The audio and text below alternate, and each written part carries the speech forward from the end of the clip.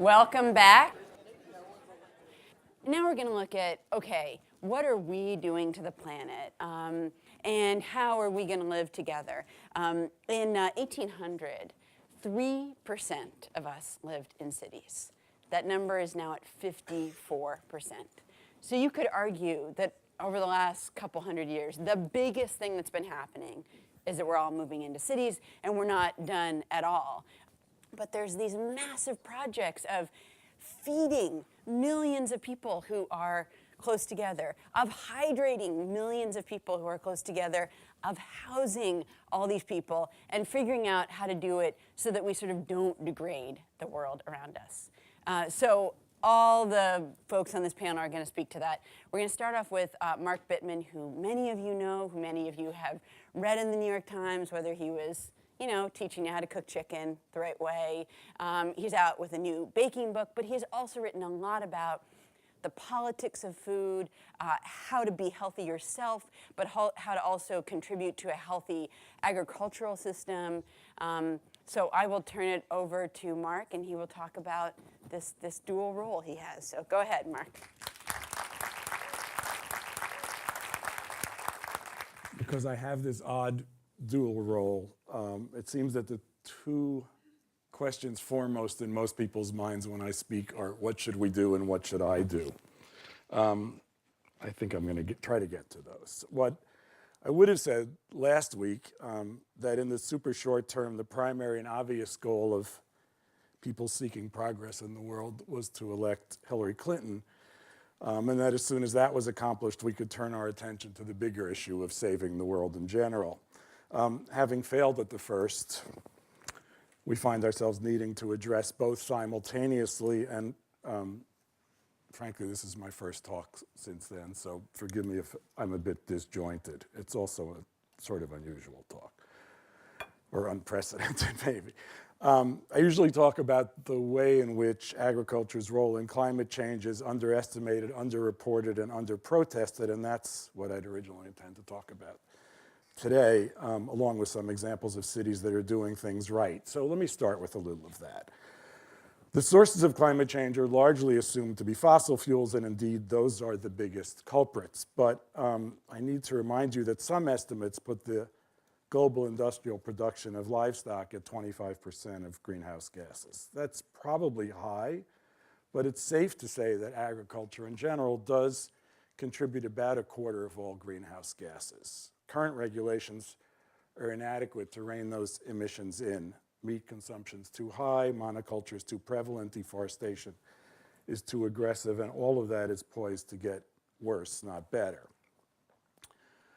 Mostly we hear about the unquestionably difficult impact of climate change on agriculture, but we almost never hear about the impact of agriculture on climate change. Big ag loves that because it makes fossil fuel producers jealous. The difference between mitigation, which is limiting agriculture's effects on greenhouse gas generation, and adaptation, which is essentially piling up sandbags in front of our houses, could be the difference between survival and extinction. We can't wait to mitigate, and to date, we've largely ignored agriculture. But if we're really going to battle climate change, if we're really going to act as if climate change is real, if we're really going to try to ensure sustainable food supply, we have to pay attention to a few other things as well, and actively, as activists.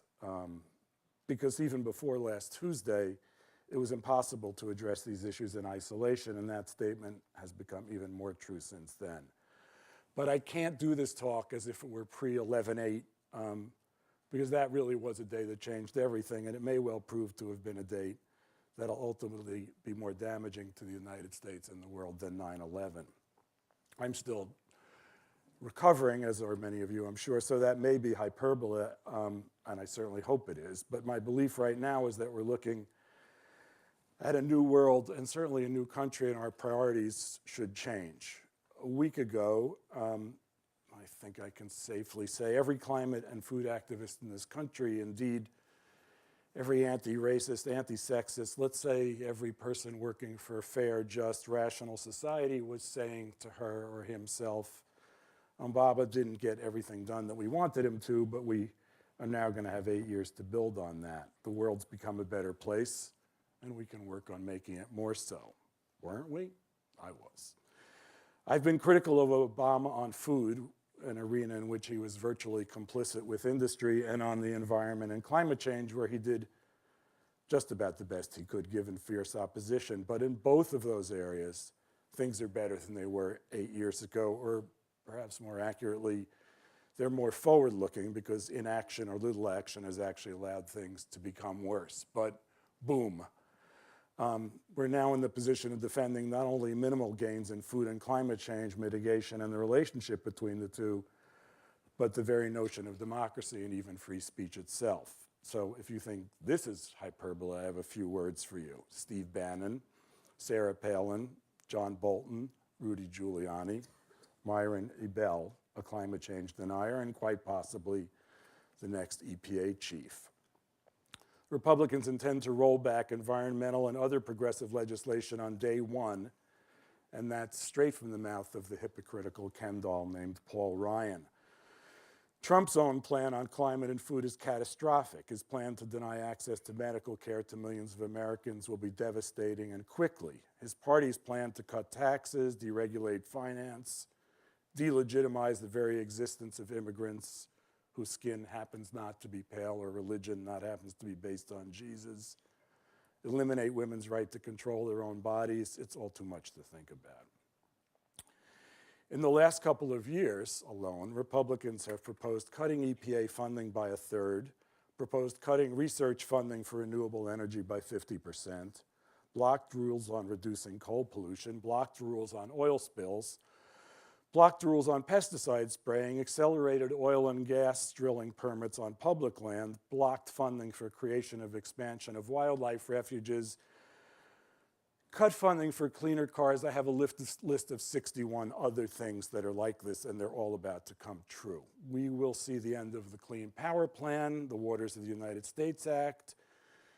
We will see coal burning given new life. We will see the EPA gutted. We will likely withdraw from the Paris Accord. We will make public lands even more accessible to drilling. We'll see diminished federal support for alternative energies, and that's just focusing on food and the environment. Only our actions, in cohort with every ally we can find, every defender of the environment, the species, and democracy, can hope to change this. Before last week, I would have said that climate change was the biggest challenge facing us right now, the most urgent matter to deal with, and the most neglected. The Paris Accords, which are inadequate in and of themselves, were at least a start, something on which we could build. It's already almost too late. Climate change is negatively affecting the vast majority of ecological processes that form the foundation for healthy ecosystems. And that's not me talking, that's Science Magazine. The author of that study, here's a quote, said, "Even though we've experienced only a relatively small amount of actual climate change to date, the level of change is quite astonishing. It's no longer sensible to consider this a concern for the future.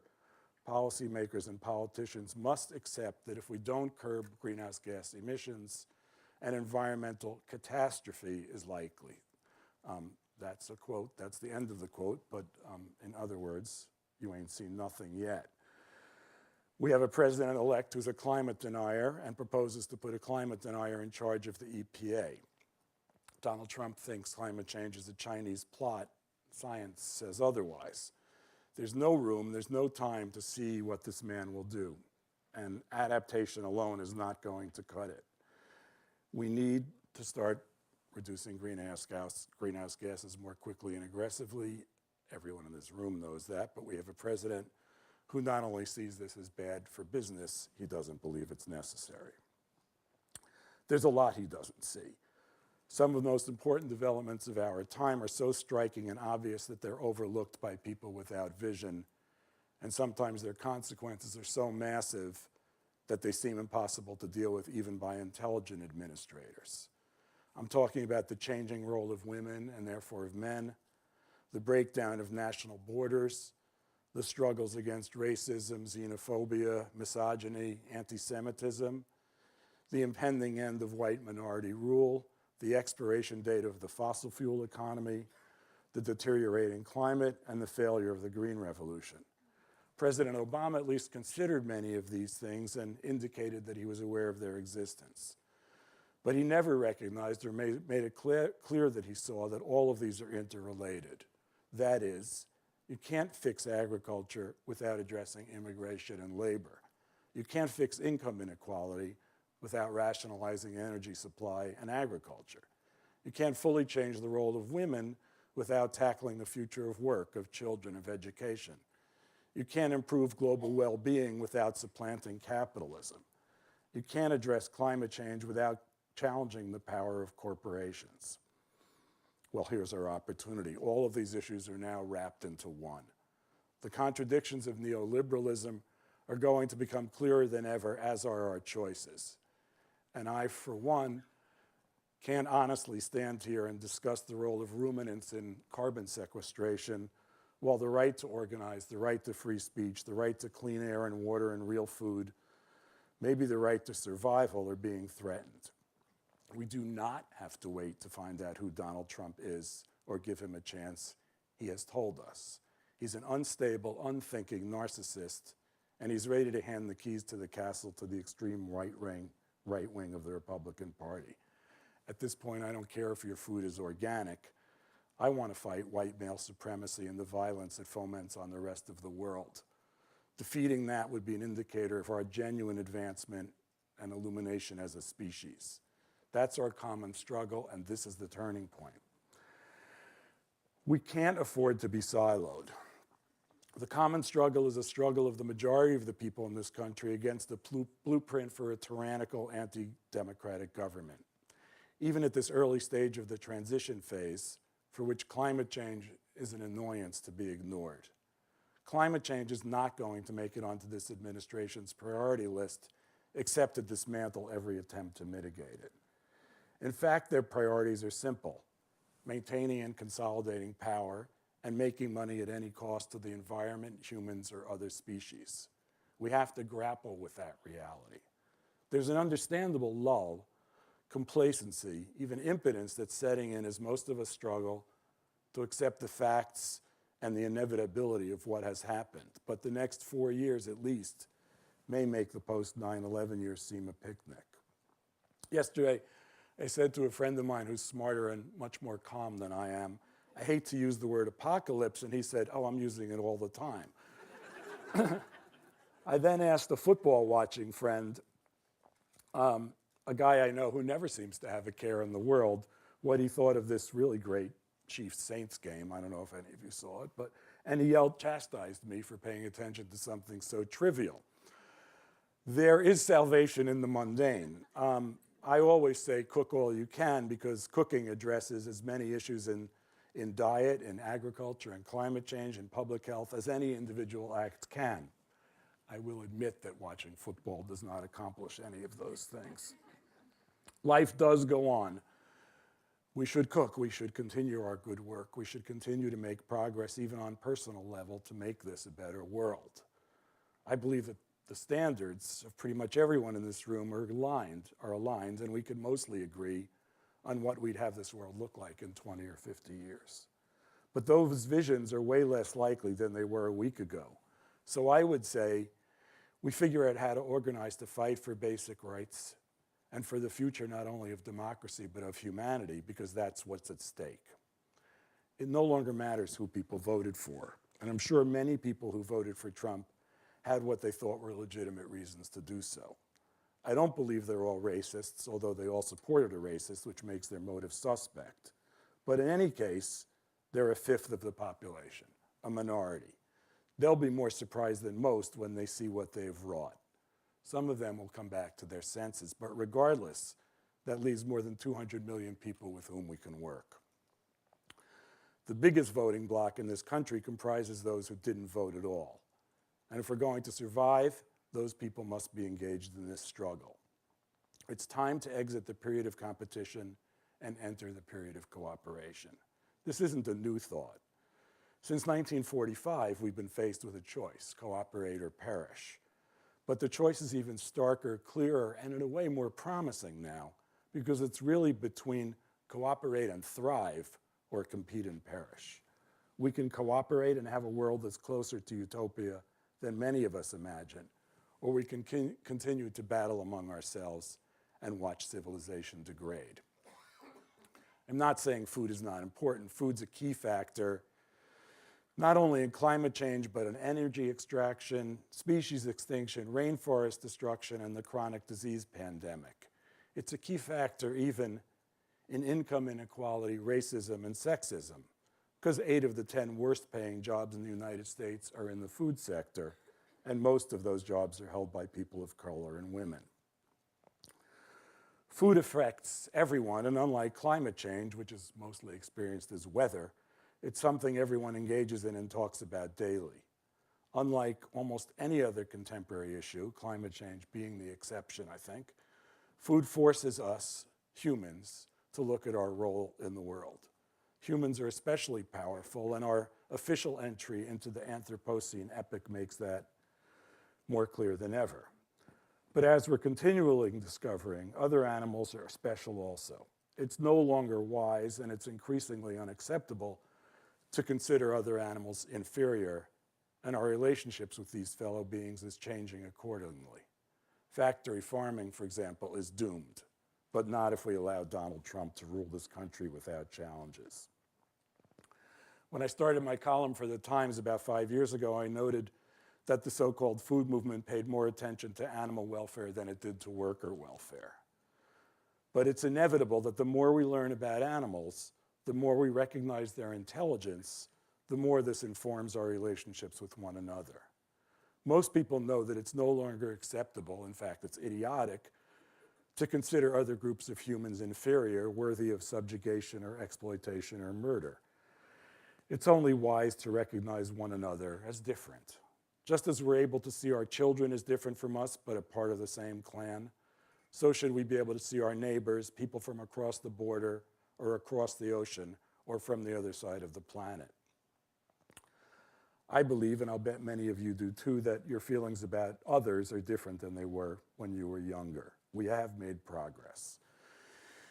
With the understandings that peace is better than war, that cooperation is preferable to competition and equality superior to inequality, that barring greed, there's enough to go around and every human can share in basic rights like housing, healthcare, decent food, and an assurance of safety, and that there are limits to consumption, we can begin to build a world in which health, well-being, education, respect, and cooperation are paramount, and hate, jealousy, greed, and wildly disproportionate wealth are seen as psychotic as 20th century genocides.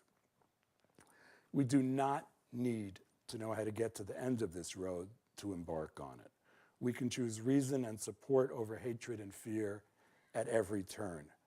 We can rethink how our cities work and make certain that all players have a part in running them. We can build strong, sane communities and use them as examples to build bigger, saner societies. We can consistently choose peace and cooperation over strife. It's not corny to say we can be mindful and gentle with one another.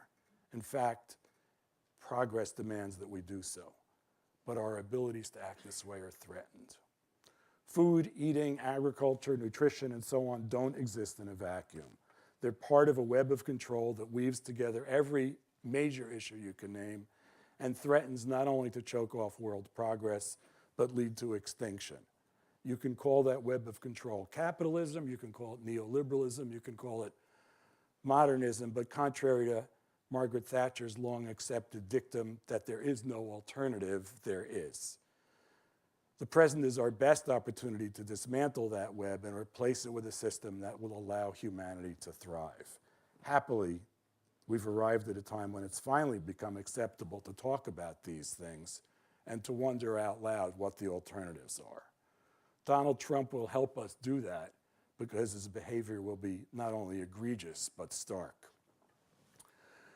Trump's success comes at the end of a 35-year period that took place while many of us were sleeping and during which Ronald Reagan instituted the neoliberalist policies of cutting taxes on the rich, dismantling the safety net, underfunding education, imprisoning poor people, especially people of color, deregulating and privatizing everything in sight.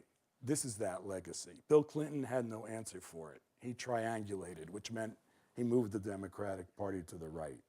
It was a deal with the devil and one that Barack Obama could not undo. We are now either at the end of the end or the beginning of the beginning. Oh, look at that. Excuse me. We are now either at the end of the end or the beginning of the beginning.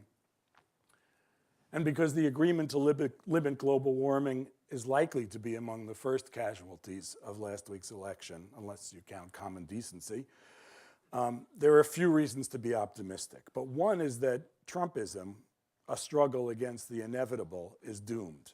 That doesn't mean it can't bring the world down with it, because this is an administration that may well order the use of nuclear weapons, and that's the only quicker way to destroy life as we know it than ignoring climate change. But we're certainly not returning to some mythical past that never existed, in which all Americans were white and all were equal, a ridiculous notion. We're witnessing the death rattle of what might be called the white Republic of America, and this is its last gasp. This is not a normal Republican versus Democratic battle, which would be bad enough, since we'd see regression on every issue that matters. But there was a sense of normalcy even when W was president, and I fear that normalcy is not going to be present now. I hope I'm wrong. But in any case, I do think our primary jobs right now are to demonstrate, to make our voices heard, to build our communities, to build local alternative structures, to share those structures, to take over local and state governments. While we were sleeping and infighting, the allies of Donald Trump took power in the majority of state houses, giving them the abilities to suppress voting rights, pack local courts, and gerrymander to their heart's content. This is the reward. We have to work toward electing real representatives in Washington in 2018, which for those of us who live here or in California may mean picking up and going somewhere else to knock on doors when the time comes, something more of us might have been doing last week, and to show the kind of energy the anti-war, women's, and black power movements showed in the 60s and 70s. As I've said in the last few minutes, we have seen progress in many arenas, including food. Bit by bit, the so-called conventional food system is being dismantled. There are 215 food policy councils established around the country, most of them without federal support. There are more farmers markets than there are McDonald's. Schools are buying more than $1 billion a year in local food, and that benefits both children and farmers. Soda tax is just passed in 5 more cities, including San Francisco, Boulder, and Chicago. But progress on every one of these things is threatened and may be doomed unless all of us get to work building the country and the world that we want to live in. Everyone's saying, this is a nightmare. It isn't a nightmare, it's worse because it's real. In the short term, demonstrating opposition to an autocrat, standing up to bigotry and stupidity are the most important things. Demonstrations are not just feel-good activities, but a way of applying pressure. And as someone said last night, everyone, even the great narcissist, is susceptible to pressure. We should, by the way, also be pressuring President Obama to use his last 60 days to make the boldest moves he can. The election was at least in part about wanting change. I wrote back in July that my fear was that Hillary Clinton would be seen as the candidate of the status quo and that Trump might win just because he was the opposite. A portion of the electorate wants to blow everything up, and to some extent that's understandable. But it isn't only the white working class that's been harmed by NAFTA. It's the black working class as well. It's the immigrant working class. It's the working class and the farmers of Mexico. There are natural alliances here. There are unnatural alliances also, and we must be ready to work with everyone who wants to defend democracy. That will include those Republicans brave enough to stand up to Trump. Democracy itself is at risk. We've made progress since World War II on many fronts, not enough, not fast enough, but some, and now all of that is threatened. This, I think, is the fight of our lives, and everything else has become secondary. Thank you.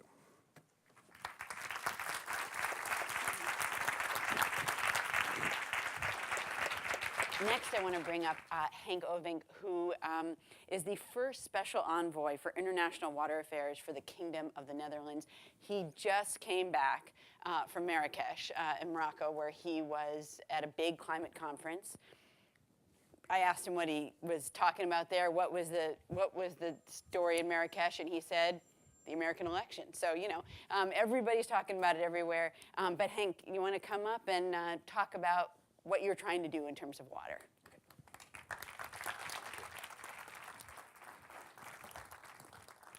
Thank you. So this is Boston. Sorry, it's going to be doom and gloom in the beginning, but it's typical Dutch. That's what we like to share, but it's also a little doom and gloom. Pictures are actually horrible, so Joe, I really need you on the waterfront, and that's literally as well as imaginary. I really want to see how we can find a way to use your capacity to message the water talk to the world. You're drowning because of climate change. That's what we talked about in Marrakesh. Okay. We have 5 years to change the world. On one hand, listening to the former speaker and the elections, that leaves us 1 in the US and 5 for the rest of the world. So that's nice. I actually think it's 5 for also you, and still the US, with or without Trump, is a partner to make it happen. But to think about it, we have to rethink how actually this world works. And, you know, it's complex. And we failed to understand complexity and work with it. This is an image, both from the man himself, von Humboldt, as one of his great maps he drafted. He lived ages ago, so we might have forgotten him. There's a very easy book, you can read it in an afternoon, by Andrea Wolf, a German researcher who lives and works in London, on his biography on von Humboldt. And this man understood complexity not only of nature, but also of mankind and politics. And I think the mix of the three we forgot. We're either focused on nature and the environment and are very good at even connecting the dots. We think about the mankind and the social science and connect the dots to economy. And then we have capacity in politics, but mixing that is critical. Second part is, if you want change, it's about everyone. And not only about us. Not only about Democrats wanting change, or Republicans wanting change, or a working class wanting change. It's about everyone, and everyone is very complex, so collaboration is critically and key. And Matsukato wrote a book about the entrepreneurial state, taking the US as an example of a front launcher of investment and innovation. Actually, she lacks in her analysis what the state is really about, and that's why I put up the image of President Obama, which I had the honor to serve on his task force right after Hurricane Sandy hit New York. But I'm a water envoy, so I'm going to talk about water. This is how Germany protects itself from water. You recognize the woman with the brown. She looks a little grumpy. In the Netherlands, we would be grumpy too if this was our flood protection measures. Another guy who left office, actually, not only because of the boots in the water, no clue what to do with water. So I don't have to travel to Myanmar or Bangladesh to see disastrous impacts of water. This is your country. Where is this? Miami. Very good. What is the bold guy? It's not me. What is he doing? He's looking for the leak in the sewage system. This is the ocean coming up out of the streets almost every week now. This is not about a leak in the sewage system. This is man-made disaster because of the conditions Miami and Florida face.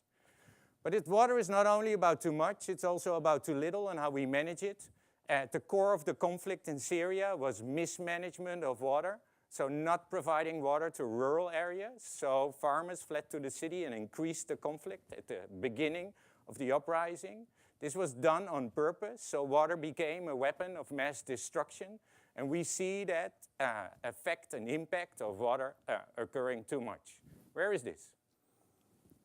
This is Colorado River. Your river hasn't touched the Gulf of California in the last 68 years. Got nothing to do with climate change, although climate change increases the conflict. You actually have a conflict before the wall between Mexico and the US already when it comes to water, since the Colorado River only dribbles across the border. And 5,000 people die every day in Africa just because of health issues directly related to water. 50% of the people in Africa do not have access to water. And this is one of those great small island states we have in the world. This is Kiribati. The picture is taken a little while ago, so the house of the woman is already flooded. These islands will disappear when we don't stick to our promise of the Paris Agreement. Is the planet blue? When you talk to an astronaut, they say it is, but it's only paint. It's on the surface. The big blue bulb is the only water we have on the planet. There is no more. Water is a scarce good, and we don't treat it like that. Then you see the middle one, the size of the state of Kentucky or the Netherlands. That's all the water we can use. There is no more. For industry, for energy, for food, for mankind, for cities, for our economy. So water is scarce. It's stuff. People will feel the impact of climate change most profoundly through water. Climate change is the magnifying glass. 90% of all disasters in the world already is water-related, impacting 2 billion people of too much and another 2 billion for too little, eating up 15% of our GDP around the world, and our aquifers, where the planet stores its water. 50% of them are past their tipping point. Now you can write this in a policy paper. That sounds very neutral, but past their tipping point means that its natural recovery is impossible. That's an interesting word, impossible, because it actually means it is impossible. You can't restore it. There's a financial side to water. Professor Hallegat did a study what the economic and financial impacts of too much water is, and this is only too much water, so storms and sea level rise around the world. You see again Miami leading the list with $278 billion at risk in 2050. Hey, the Netherlands is on there. Yeah, Amsterdam. 96, almost 100 billion at risk, but we have a clear and great protection scheme. Now, look at the image again. Look at Africa. There are no red bulbs in Africa, but this is 2050. Think about demographic growth, urbanization. Everything is happening in Africa. So if the only lens we look at of change is finance and money, the poor will lose out. The vulnerable will lose out. So Africa is in deep trouble, not only because of the growth and the risks, but because there is no leverage. There is no business case to be made. World Economic Forum put water as a #1 global crisis for the next decade. You didn't know. Nobody listened. So we need your images and different ways to tell the story on the impact of water. This is the world of water when you look at it, and red is not a good color. It's also an urban world, a world where people live in cities, and cities that are close to the water, in our deltas, like the Netherlands, but also here in the US. Those deltas are vulnerable. They're eaten away. You see the Mississippi Delta? It's degrading just by mankind. I think every 3 hours, a football field disappears of coastal land on the Gulf. It's also a world where conflict is increased by water. We have a Renaissance dam in Sudan that is eating at the conflict between between Ethiopia, Sudan, and Egypt. There's around 68 rivers crossing the border between Bangladesh and India, each and every one a possible origin for conflict. So when the G7 said last year, climate change is a matter of national security, and actually your Pentagon agreed on climate change, so here might be actually an opportunity for the president-elect. Protect the country, don't matter what. It's really about climate change, and your Department of Defense acknowledges in every policy paper they presented. At the heart of the report sits water. Water is the heart of conflict, but also the opportunity for change. Back to the World Economic Forum report. They show on the left side that all crises increase in impact and frequency. So this is, tomorrow is worse. It's more and the impact is worse. So when you wake up at night sweating, this is your nightmare part of the slide. But luckily the report, and we all agree on, is the right, which actually does not make it easy, but at least we can do something, is that all these crises, both in their origin as well as in their impact, are related. There's correlation. So if we come up with better comprehensive mitigation and adaptation strategies, we can actually deal with it. And I'm certain and convinced by the work I do all over the world that connecting the dots from the origin and the impact actually increases the opportunity to change and change the curves. And this is exactly what we have to do in the next 5 years. But do you know this game when you were little? You had this cube. You had to fill in these 3D figures. We all know this, right? You know, you have a feeling of scale and form and space. Now, the cube are the rules of today, based on reality of yesterday. Doesn't matter whose president you elect. The cubes are the policy frameworks, the processes of allocating funding, the way how we run the world. But if we want to face future challenges, we have to come up with new forms, new innovations. They never fit in the cube. So if we don't find a way to bypass the existing and come up with innovation that we can implement, we will never be able to change the world. If you add all crises up, tomorrow will look different. Looking back is easy, looking ahead is complex. So finding a way of bridging the gap with the gap so big is tough. So the climate agreement in itself is a great promise, but if you look at it, 2100 is far away, and the next 5 years are critical. If the curves don't change in the next 5 years, 2100 is off the charts. Forget about it. Where to start? Of course, we started. We live in cities. Over 50%, people say. Well, in the US it's more, and in Europe it's already 75. So we know how to live in cities. We know what it means. It's about people and inclusive processes, how we live and work together, and the quality of space. It's about innovation and design, but also about planning, how to organize and coordinate. And yes, it's about doing and testing. Forget about the cube and the forms. Test and dare to ignore existing rules. Now, I come from the Netherlands, a country where we did that for ages. There was something here, right? Oh, okay. We started to live in a country below sea level. So this is the 1600s. Do a business case on the country, and we all would have lived in Germany and France, or the US for that matter. But we didn't. We built a country out of water. Not because we were good in engineering alone, not because we were good planners, not only because we were good designers, but because we were good collaborators, because we could listen. And there was a collective, a sense of compromise and also of collaboration. So already in the 1100s, we had our first water democracy. A regional authority, we paid taxes that took actually care of water safety. That's 900 years ago. That was before we were a country. That was before we were a kingdom. We started to collaborate out of common sense. Not to get to a mediocre level, but actually to an aspiring and inspirational level. So when Hurricane Sandy hit New York, it reminded us of disasters the Netherlands had in the 1400s, in the 1100s, in the last century, and even in this century. Disasters that still make our country vulnerable. Everything that is gray on the big map is floodable land. Over 60% of the Netherlands can actually flood. Thank you. So it's cultural when you think about water. So when President Obama installed this Hurricane Sandy Rebuilding Task Force and asked me to join, of course we wanted to bring that culture of living with water and collaborating and innovating in a very, very vulnerable spot.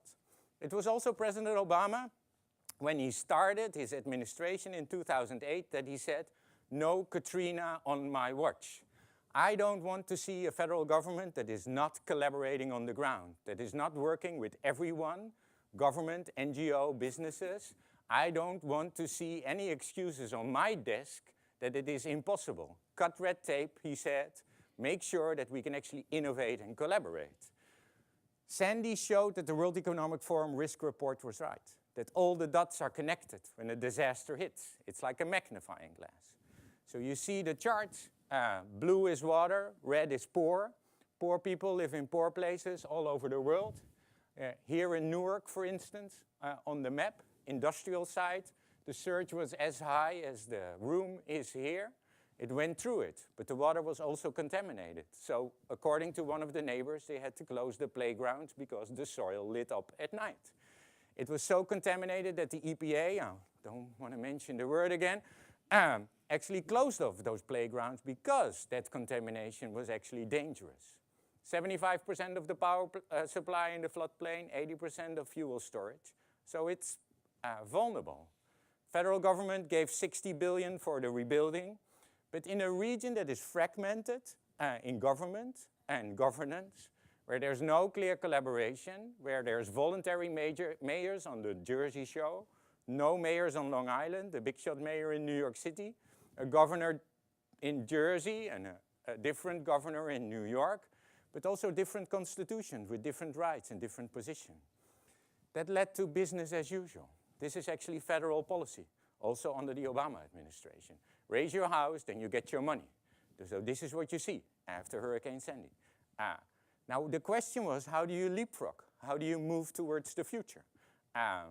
In a climate where the man that leads the Environmental Committee in Congress actually said, man can't change climate, only God can, then came the Pope. And the Pope said, well, man did change climate. It's not about God, and we can change it back again. So I looked it up. But Senator Inhofe is a Protestant, not a Catholic. So he wasn't listening. So. And then we have your president-elect tweeting about a very expensive global warming bullshit that has to stop.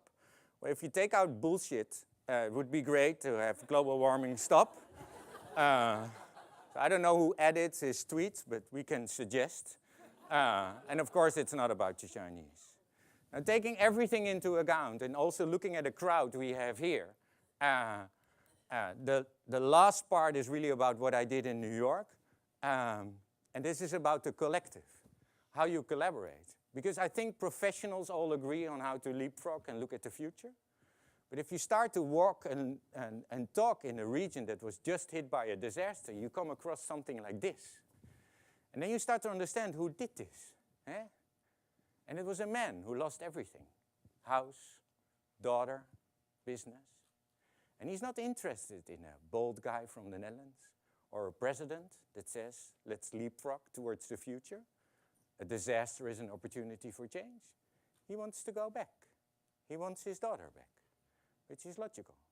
So if you can't connect in an approach for resiliency and a future, that emotion, and bring that man into your process, you're lost, because then there's never ownership on the ground in the community to actually have change. So this image was critical in developing a strategy moving forward. Second image, you all know Robert Moses? Yeah, the bully from New York.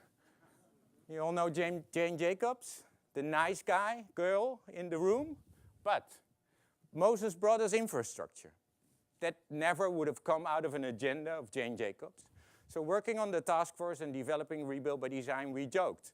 If the two of them had gotten babies, you know, those love childs would have changed the world. And so I don't know how many engineers and social scientists there are in the room, but hey, think about your children and perhaps grandchildren. What is a transformative approach? You need to look at the long term, and you have to connect the dots, so it has to be comprehensive. But long-term and comprehensive plans become books on a shelf, and nobody reads them. So you have to connect those long-term strategies with short-term interventions, innovations on the ground now. But only focusing on the short term and projects makes them incidents, loose ends, so they're not connected. So it's critical to have both ends meet. At the same time, those processes have to be inclusive. We have to dare to include all at any time. And that meant in my process, when I designed Rebuild by Design for President Obama, I said the door is always open and no one is ever too late. And that was critical. Crazy for federal government, crazy for my teams. But we did it. And in the end, we got thousands of people, hundreds of organizations working with us, new ones coming in almost every week. And including them in the process was critical. It was transparent and accountable, so you could build a business case. And we built capacity. Capacity within the institutions. We changed the America Competes Act because of Rebuild by Design. We changed the way federal government worked. But we also changed the way communities worked on climate change. On the Lower East Side, people started to march on the climate march, understanding why climate change is impactful in their neighborhood and what they can actually do about it. And we used design and innovation as a way to connect the dots. Now, why design? Almost done. On the technical aspect, design can make things comprehensive, connect the dots from a social, cultural, economic, and environmental level. So it becomes a comprehensive approach forward. At the same time, design can connect through scales. You look at your neighbors. Through time, you look back and ahead. And through environment, you look at social capacity as much as it's economic and cultural. But design is also aspirational and inspirational. It shows us way forward. It tells us opportunities and possibilities, scenarios, and it adds ambition. So it addresses both a political as well as a community field. So it connects the person on the Jersey Shore that lost everything with the president or the mayor in charge. It's not enough. You also need to create a safe place, a place where it's not about negotiation, but about collaboration. You need to sidestep, in a sabbatical detour, as we called it, sidestep your policy, sidestep the cube, so you can come up with solutions that actually fit the future. Look back, remember, not only look ahead, look back. Remember social interest as much as the historic, and look ahead. Use design, forget about superheroes, and let the talent of the world meet the talent for the region. We brought everyone together. 10 teams, 250 professionals out of more than 20 countries from all states in the United States, working with the community to define and find solutions that actually worked. It was really about collaboration, how we invented that in the Netherlands a long time ago. And of course, leadership. That inclusive part of leadership is critical. What's next? Fix the gap. We need that detour to fix the gap. I'll stop here because of time. We use the Netherlands as an example to showcase how we do things together. We use the Netherlands as a testing ground. What we do now, and in my role as a special envoy, we bring it to other places around the world. I work in South America, Asia, Africa, the Middle East, as well as in Europe, to see how we can actually bring change, a different attitude, and a level of collaboration, science-driven, aimed at innovation and design. Working with everyone, and that's tough. I could not fit everyone on the chart. I think you're lost. But we also built coalitions with countries at risk. We built coalitions with a high-level panel, and that's where I think your photo opportunity might be right. We have Ban Ki-moon and Jim Kim and 11 heads of states working on water resiliency across the world, and they only have 2 years to actually come up with a better narrative. We need a better narrative, and we need a comprehensive approach of collaboration, because making city in one place, being it Boston or New York or Myanmar or Lagos, or doesn't really matter, is making city everywhere. And I know every place is different, but there's a learning in everything we do, in every place in the world that we have to bring across. So what's next? Next are projects. We have to start. We have to dare to challenge whoever the president is, or whatever the rules are. We have to dare to challenge the current, because the only way we can change is by creating better facts on the ground. We have 5 years to change those curves. We have no excuse, because we have all the knowledge in the world. We have no time to waste, because if we don't fix it in the 5 years to come, we're lost forever. And it's not so much about you, me, or us. It's of course about them and their children and grandchildren. Thank you.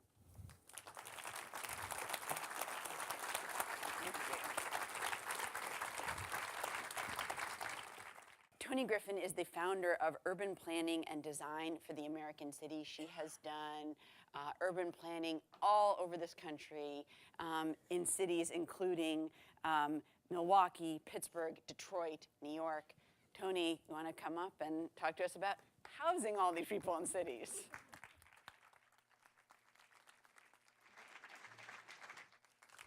Thank you. Let me first apologize because I'm not going to talk about housing or climate change. I've been on the road since last Tuesday and feel very unstable. I tried to stabilize myself when I got back home. Like Mark, I watched football all day on Sunday, and when my Steelers lost, I baked a sweet potato pie. So I did feel a little better by the end of the night, but hit the road again on Monday.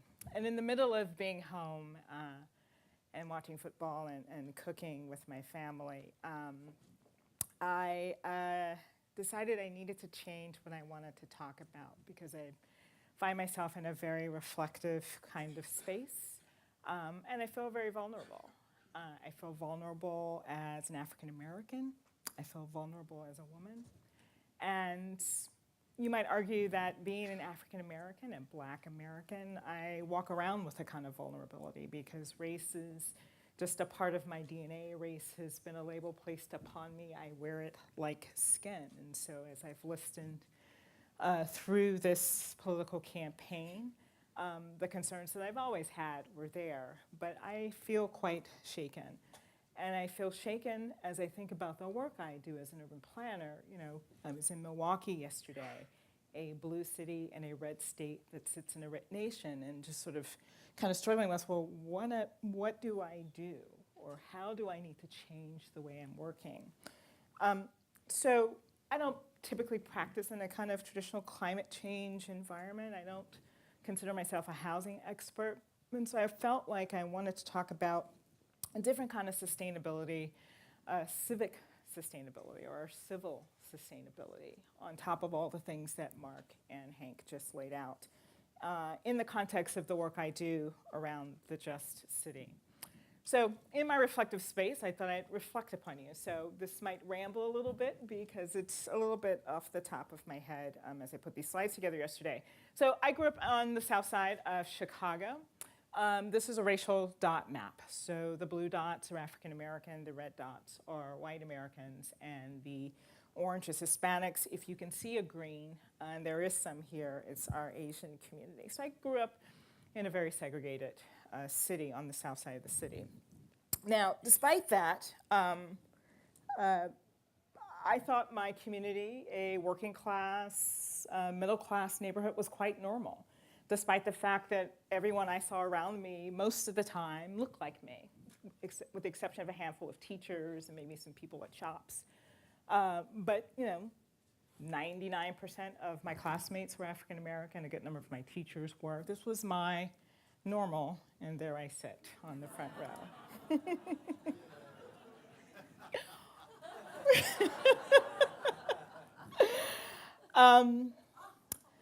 I didn't know that my normal wasn't normal, except for watching television, when I first learned that I was labeled a minority.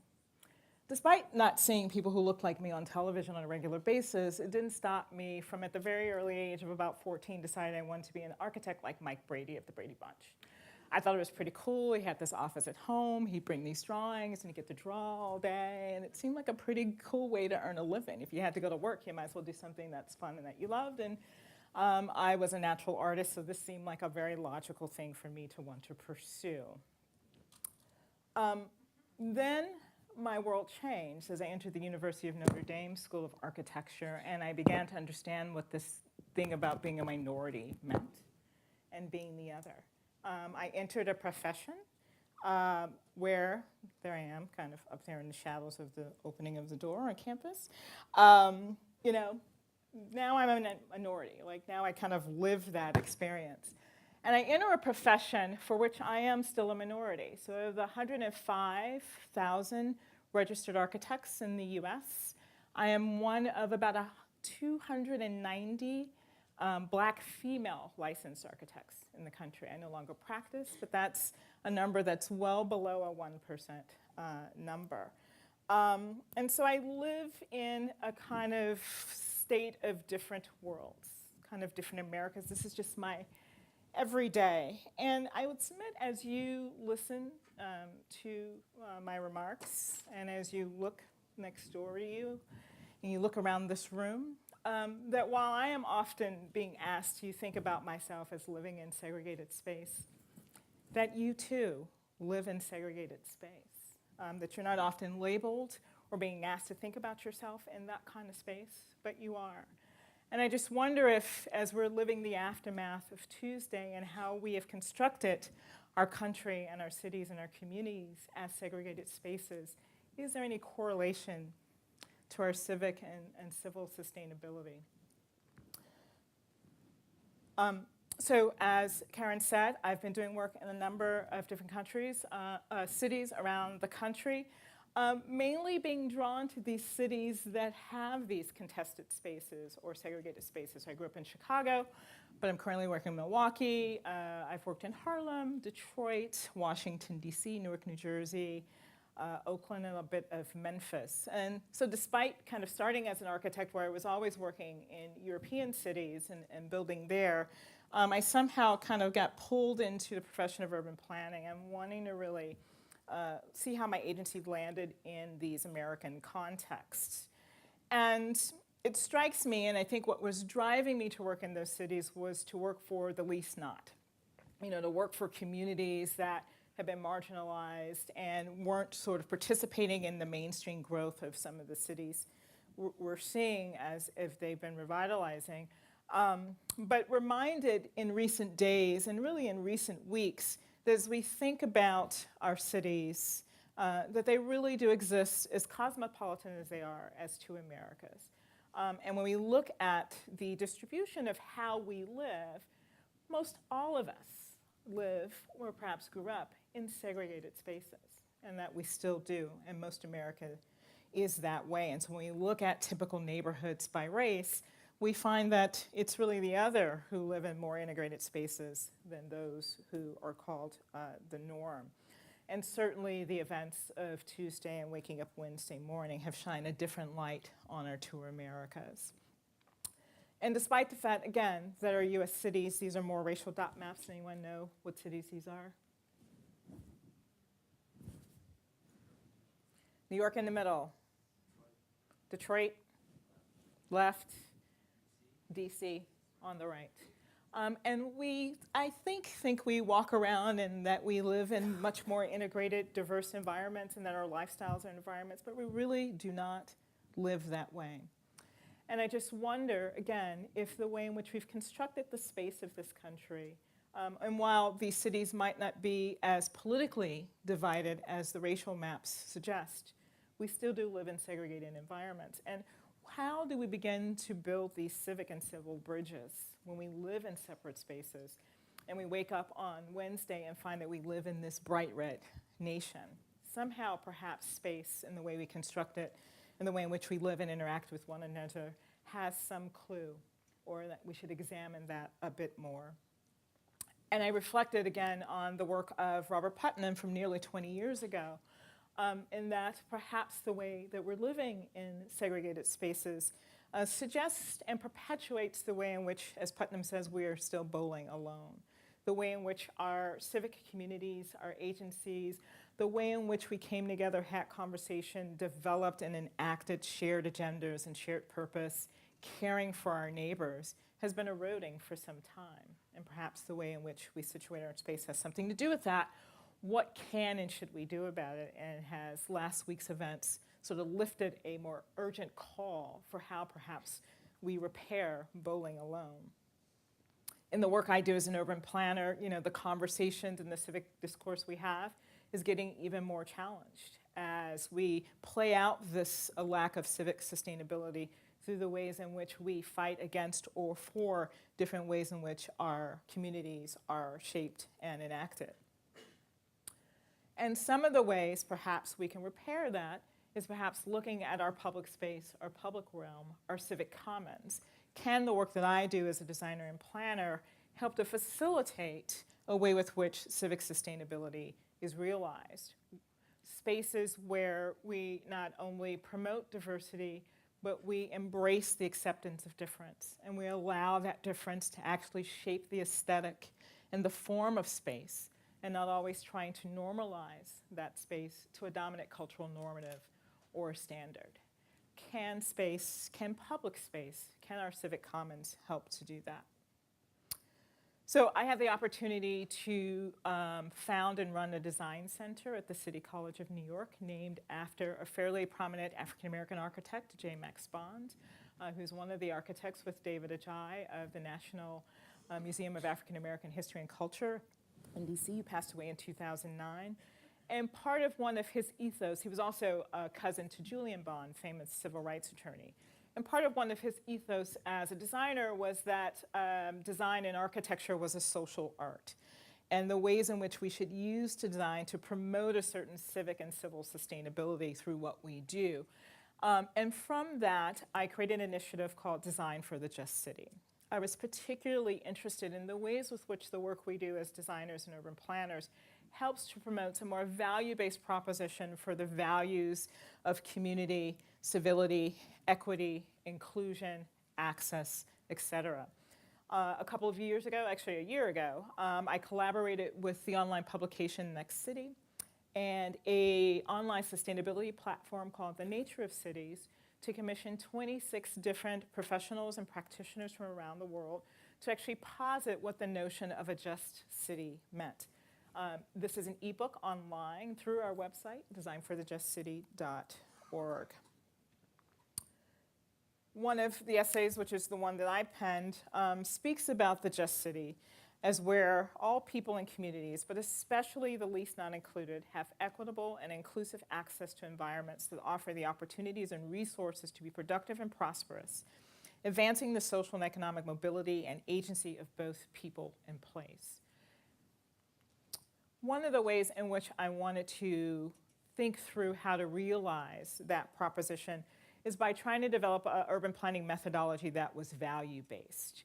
Imagining that instead of thinking about the specific tactical outcome of a solution, that if first a community began to develop a value proposition for what it aimed to develop as a collective community, and then begin the conversations, the civil conversations around achieving those tactical outcomes, would we see more equity, more inclusion, more transparency, more democracy in the work that we did. So we began developing an index of 50 different values, all organized around these 12 different frameworks of aspiration, acceptance, fairness, aesthetics, choice, power, identity, contest, engagement, mobility, welfare, and rights. Imagine if our conversations were not about, the targets of are we going to have 300 affordable housing units or 200 affordable housing units, but if we first started our conversation with what are the choices that we need to have present for our community? What rights and welfares are essential to ensuring that everyone has equitable access to opportunity? How do we ensure a broad acceptance of difference and different points of view? Imagine that you had a design process or planning process that started with that kind of conversation. Would the results be different? And then how can we evidence on the back end how some of those things like equity and inclusion might be realized through the work that we do? So in 2014, I collaborated with Gell Architects, Jan Gell's firm out of Copenhagen, and their US branch, Gell Studios. They do an extraordinary amount of work and have an extraordinary reputation in building public spaces and civic commons with the aspiration of promoting better, healthier public life. They were asked under the Bloomberg administration to come into New York City to help them think about the role and appropriation and use of public space, particularly streets, and the proportion of how streets were being used for cars versus for pedestrians. And from that created New York City's Public Plaza program. They were interested in assessing the impacts of that work and whether or not it was actually producing better public life. They asked to partner with our design center because they were also curious about whether or not these spaces were helping to engender better social justice. And so hence we collaborated. And it's a very evidence-based approach combining their principles and criteria for good public space and public life with criteria that we were using in our values-based proposition around can you also create great urban justice through issues of equity, access, choice, connectivity, health and well-being, diversity, ownership, participation, beauty, inclusion and belonging, and creative innovation. We use data and survey methodologies that included statistical information about the neighborhoods and the plazas themselves. We did observational surveys, actually going out and watching how people were using the space or not using the space and who was using the space. We interviewed participants in the space as well as people who were managing the space and who had designed the space. And we used intercept surveys. So oftentimes when we use metrics, we're looking at the hard statistical data that we can find, and we look at it and say, well, this must be how it's performing. What's very different about this measurement tool is we believe that experiential data is equally and in some ways even more valid than the statistical data. How someone experiences the space, how they interact in it, is not something I can get just by going to a desktop. You've got to talk to and engage the users of the space to really understand whether this notion of public life or this notion of urban justice is really being felt by those people who are inhabiting the space. There are over 50 some odd public plazas that have been implemented since the program started. We chose 7 in 3 of the boroughs, Manhattan, Queens, and Brooklyn. Here's an image of what some of those spaces looks like, and here's an image of probably the most famous one that you might be familiar with, which is Times Square. We closed off part of Broadway, paved it, started with an experiment of just beach chairs and beach balls, and now it's become a permanently paved space with movable and flexible furniture, again, giving priority to the pedestrian versus the car, since there are infinitely more people in these spaces than cars. So how did the plazas perform? And again, this was our interest was really in understanding and testing out, I think, a common perception that public space is this great equalizer. It brings people together. This is the place where urban justice can be felt. And we really wanted to see whether the design of these spaces and the interventions that we overlaid into these spaces actually bore that out. So here are just a few of the results of some of our indicators and metrics. So one piece of good news is that some of the plazas had more events and were actually very active. And the diversity measured by the programming was a bit more moderate, though. And it really did depend on how the spaces were programmed. So it wasn't simply designing and putting a space in the middle of a neighborhood and therefore people of difference would come and begin to interact with one another. We found that it really took a proactive effort of the plaza managers in the neighborhoods to ensure that the programming that they put into those spaces were designed in such a way that, given the diversity of their neighborhoods, it would invite those folks to enjoy and use the neighborhood. We did find it was an effective place for people to meet. Therefore, it did help to engender some sense of not just physical connectivity, because it was actually easy to walk to these spaces or take the subway or bus there, but it did become places where people met and social connections were actually formed. We found that 53% of all of the 7 plazas, we did an intercept survey and asked, since the plaza's been created, do you know more people than you otherwise would have when you came into this space? And we found that 53% of people overall did. But then when we looked at that across the 7 different plazas, we found some difference depending on where we were. So the Manhattan plazas didn't seem to engender the same types of social connectivity as some of the more neighborhood-based plazas, for example.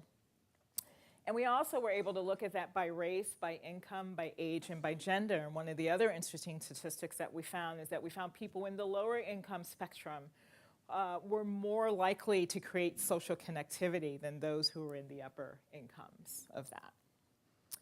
Another thing we looked at, an important value set for us in urban justice, is the sense of ownership.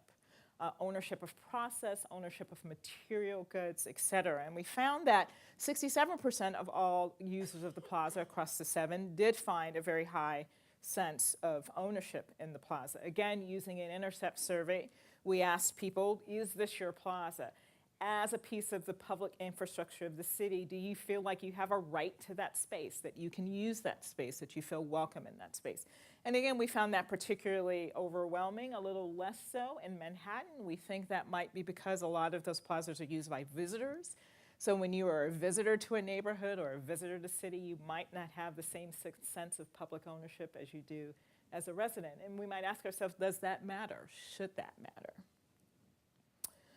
And then lastly, as an indicator, we looked at, as a proxy for looking at a sense of inclusion and belonging, we looked at how safe and safety and public safety was impacted by the implementation of the plaza. 66% overall felt like by the introduction of the plaza, the neighborhoods became more safe. And we were able to compare that across racial, income, and age lines again. We looked at the diversity of the plazas, trying to see whether or not they actually engendered more diversity.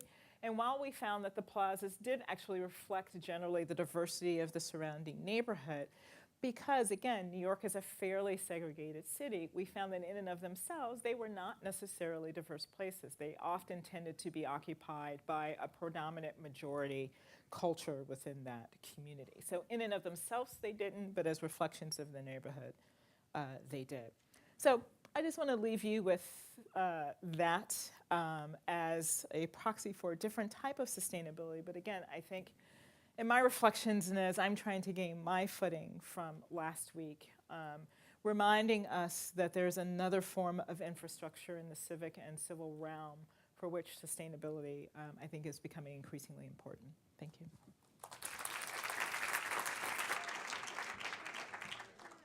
How much can states, you know, I mean, you spoke very powerfully about the federal government. What can states do? And I mean, we saw on a very small level, Mayor Michael Bloomberg say, here's how we want, you know, there's a limit to how big sodas can be.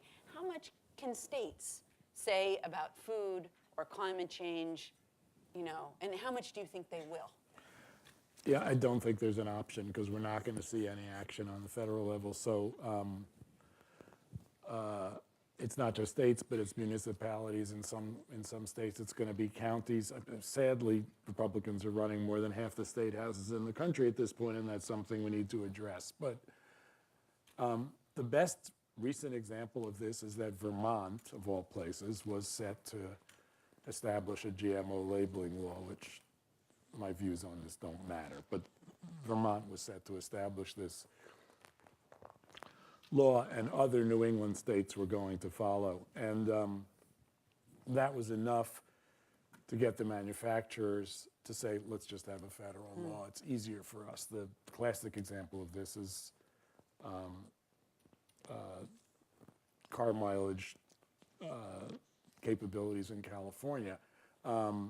As soon as California raises mileage standards for cars, the manufacturers have no choice but to do it nationally. So, you know, my biggest fear, and Henk can probably speak to this better than I can, but my biggest fear is that we're going to see the federal government back out of the Paris Accords, and we're going to see every progressive state in the country say, we're not backing out of the Paris Accords, we're on this, this is what we're going to do. And then we're going to see a battle, a legal battle over this stuff.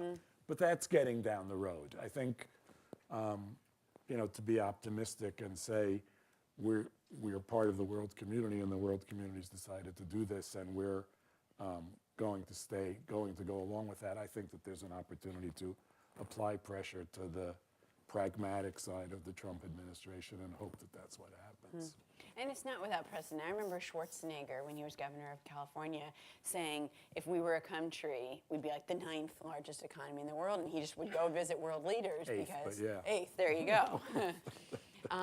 Is there anything else you want to say before you take your leave? You know, I think these were three very different talks. Clearly, I think the commonality is that people need to be active. I think we'd agree on that. And you know, some of the corniest platitudes wind up being true. And I think in this instance, think globally, act locally is really where it's at. We have to build on where we live. We have to build community on where we live, and we have to, within that community, agree on morality and ethics, on goals, and work towards those things. I don't think, in most communities, I don't think people are that far apart. I mean, segregation or no, I think people's values are mostly reasonable.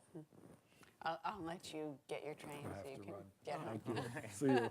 Thank you. Toni, let me follow up kind of with what Mark said. You talked about us living in segregated ways, which I think there's, and you showed the statistics, there's certainly a lot of truth to that. One of the fascinating things about the election, if you look at sort of exit polls and you look at the breakdown, is people in urban environments, even in these very highly segregated urban environments, Washington, D.C., Detroit, anything you put up, and we could mention 50 other places, even though people live in these segregated ways, they tended to vote similarly.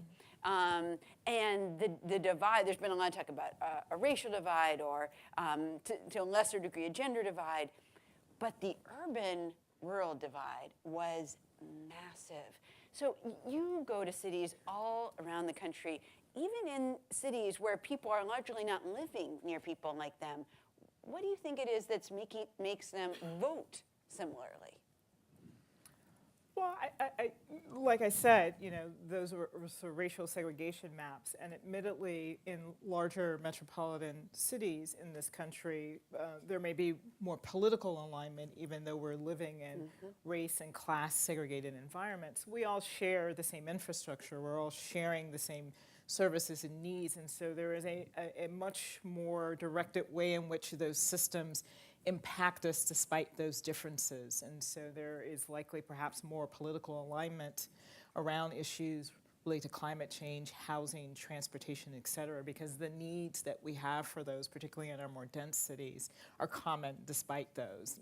You might like public transportation and you're wealthy just because I can sit there and I can get some work done and I'm unencumbered by a car, versus a single mother service worker who relies on it because that's her only form. Either way, we still think transportation has a high value proposition for us. But I said I woke up vulnerable Wednesday morning, feeling more vulnerable acutely.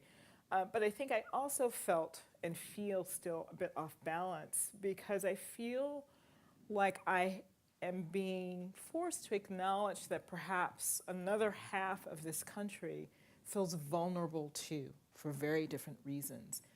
And I'm a little shaken because I don't understand it. And partly I don't understand it because there is nothing in my day-to-day or my work that necessarily puts me in the same spaces of this other America that voted, right? I don't understand the issues as acutely as I understand my own. I don't understand those environments. And I feel as an urban planning professional that I need to lend an ear to understanding that. And just as I would hope that, and it seems so obvious to me that, why don't you understand this part, right? So, but I have to accept, as hard as it is, that there is perhaps people who have acted because they too have felt a certain kind of vulnerability. And as a person who works to shape environments, urban, rural, suburban, whatever, and because I feel that we are so polarized and that we are headed down a path that compromises important federal and local policy that helps us remedy some of these, we better figure out a way to mutually understand these points of view, which is why I kind of went towards the civic and civil sustainability. We're operating in an unsustainable way to the extent that we do not begin to create some better understanding, awareness, empathy, kind of across these divides, and try to figure out some common ground. Well, it's interesting, whether it's the subway or you put out picnic tables, you're really saying bump into other people more, just bump into them. Yeah, we don't That'll get it really because help out. we don't. Right, Those of us who are fortunate, given the types of professions and careers, perhaps we interact with people who are different from us in our workplace or in our places of school, or because of our work as a service sector, and we service those who are different from us. But the majority of our hours, right, are not spent in ways in which we are interacting and understanding and figuring out a way to truly accept and value that difference. And I find that to be completely now really more unsustainable than, more acutely unsustainable than I did, 10 days ago. Henk, I just want to ask you one question. And this kind of goes back to the food, climate change, water thing. I talked not that long ago to the head of NASA's Western Water States mission. And I know NASA's like outer space, but it's such a big problem. The drought is such a big problem, they're actually working on the West too. And he said, I think it takes like a gallon of water to grow one almond.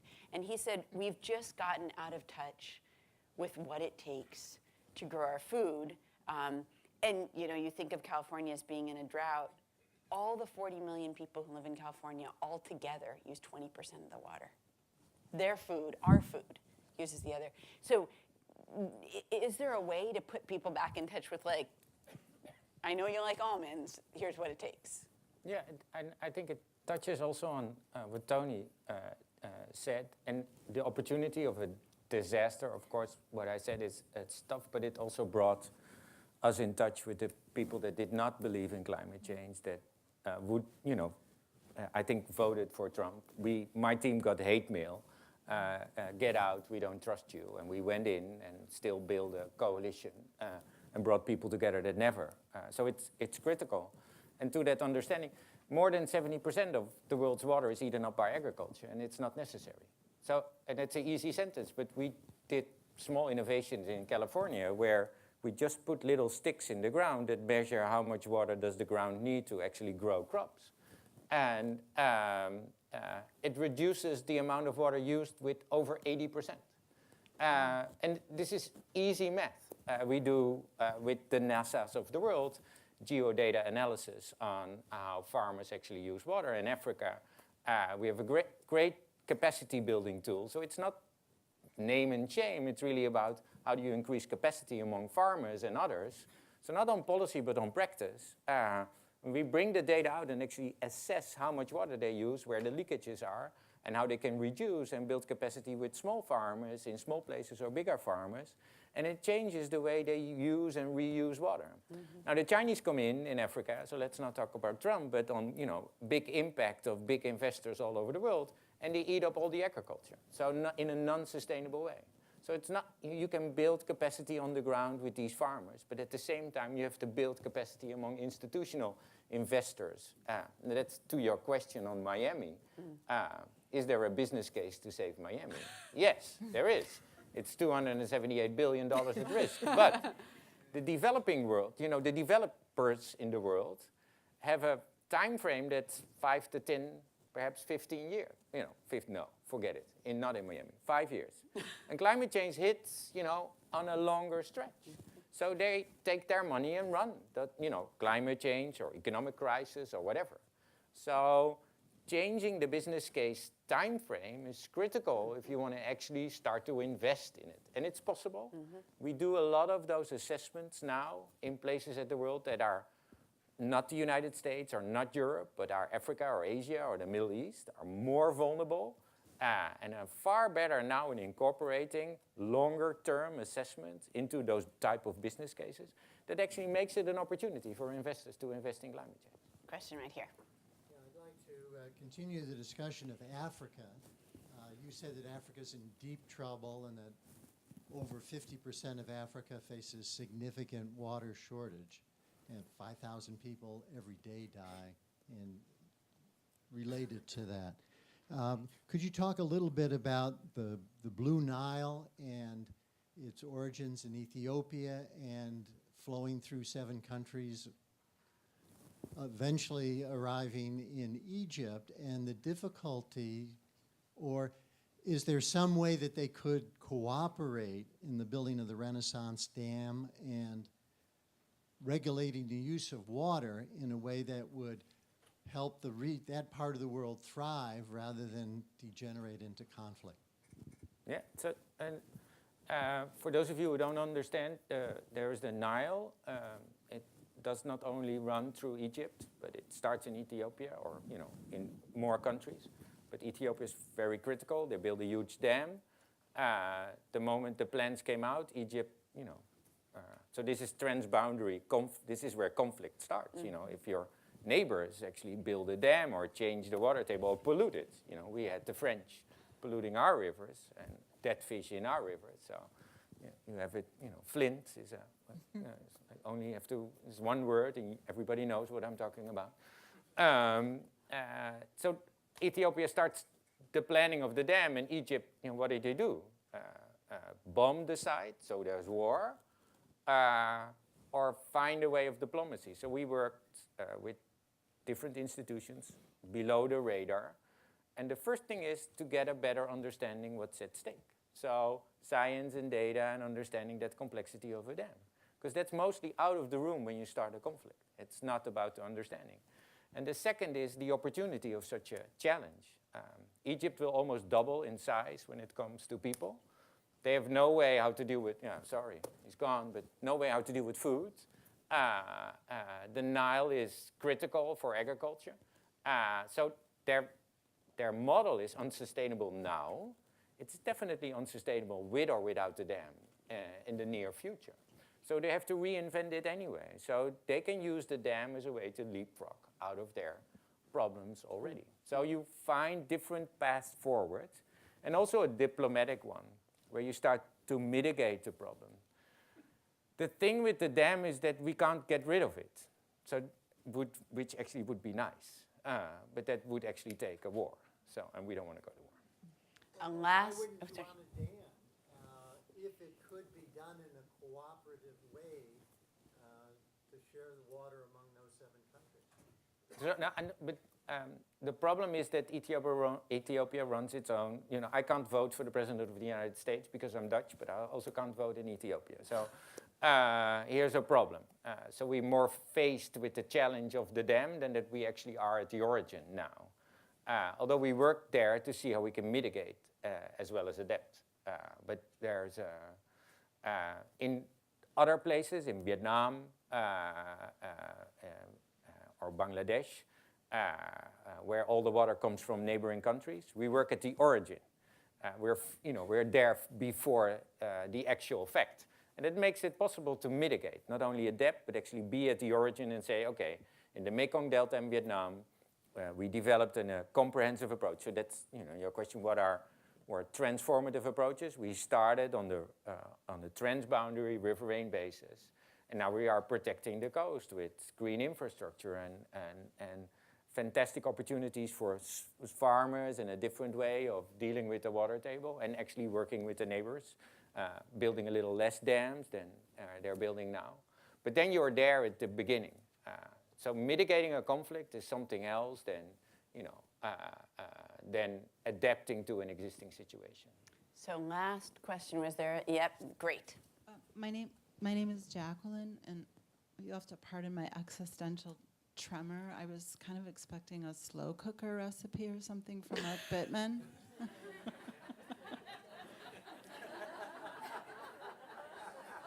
That's in the web extra portion of this event. Yeah, sorry. Yeah. I'm actually from Milwaukee, and you take one step west where my parents moved, and you're in red country, and you drive. I'm there with my Washington D.C. license plates, taxation without representation. During the Bush years, would actually have somebody spit next to my tires in the parking lot because they what I'm trying to say or ask is there is it's a fact nadir, one county west of Milwaukee. They have their own narrative. And I'm really interested in bridging that. And so my question is, if you'd had one question to pose during, let's say, the presidential debates, in order to bring up or counter another set of facts, what would it have been just to tool us in conversation, like when Jill goes back to Nebraska and I go visit my parents? Did you have one? Did I have one you have a question during question? the debate? I was going to put that on you. Yeah. But you probably have more time to think about that question, so I was just hoping that maybe you had one. Buy a little time. Buy a little time.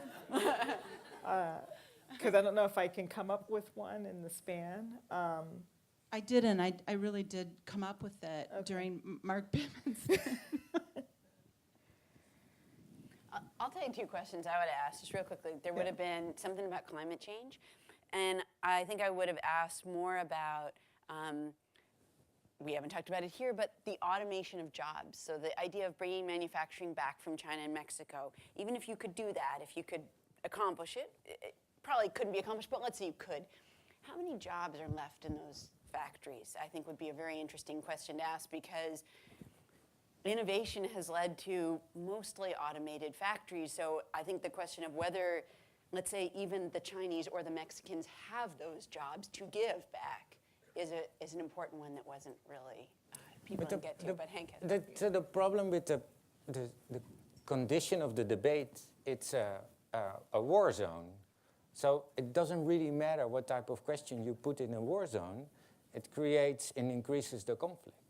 So if you are able to take the candidates out of that zone of conflict in a space that is a little more safe, you can ask more vulnerable questions. Yeah. But in that war, you can ask whatever you want, but it's only increasing the opposites in such an environment, then it brings them together. So ask the best question, it still sparks. Yeah. With the exception of perhaps the town hall format, where real life people are contextualizing a question, right? So obviously I'm going to be interested in questions that are about an urban agenda and more specifically like notions of what does it mean, what are your thoughts on cities and the challenges that they have. You know, if more people are moving to them, this clearly should be a very important topical agenda. You know, in the kind of standing with a sea of candidates debate format, you know, there's a, lob up to infrastructure. It's talked about in very generic ways. I still don't really know what he means when he says that. Is he talking about a light rail line, or is he talking about every form of public infrastructure, schools, hospitals, all these things that service cities? But I found that the town hall formats, either when they were individualized, where I thought each candidate did much better when they have to talk to you as I'm talking to you now, or even if they were sharing the same stage, helped to contextualize questions like, more jobs are leaving my city, they're in the suburbs. I don't have a car. I have to take public transportation.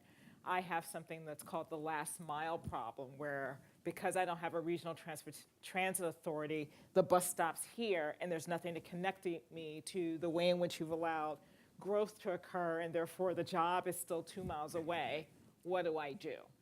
Right? It's those types of questions that put our real issues in the narrative of how I have to interact with them that I think are the most effective ways, or would be the most effective ways, to not only engage our political candidates, but your mayors and your senators and your congressmen. I feel like this is where we really need to think about this civic and civil sustainability, and what are the levels of activism that we're now going to be required to engage in, even more than perhaps we have, to talk more deeply within the issues we care about, but to also cross those boundaries, because these things are now regional issues, not just inner city issues. So I will let you go to lunch. I think you've got your lunch topic. If you are the debate moderator in 4 years, what will you be asking? Thanks so much to Toni, Henk, Mark, thank you.